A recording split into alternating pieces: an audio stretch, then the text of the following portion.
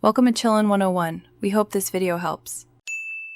You start by confirming both monitors are connected and powered. Do this before rearranging anything.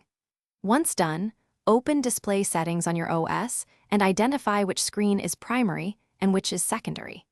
Make sure you note each monitor's resolution and orientation because those settings should match when you switch sides. Now begin the logical swap by dragging the virtual monitor icons to mirror the new physical positions. This aligns cursor movement and windows with the monitor's new locations. You will now perform the actual switch. Drag the display tiles so the left and right monitors exchange places. This instructs the system where the cursor should cross.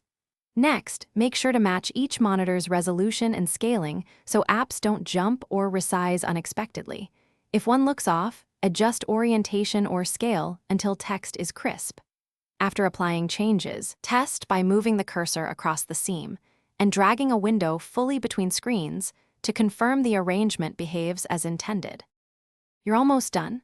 Apply and save the new configuration, tuck cables so monitors sit comfortably, and restart apps that remember physical display ID. If colors or brightness change, recalibrate profiles to keep a consistent look across displays. If the cursor still skips or windows appear off by one, reopen display settings and nudge the monitor tiles slightly up or down to align edges precisely. That small offset typically fixes seam misalignment. One quick troubleshooting tip: unplugging and reconnecting cables can force a fresh edited read and resolve persistent detection issues. Thanks for watching. Consider subscribing if we helped you.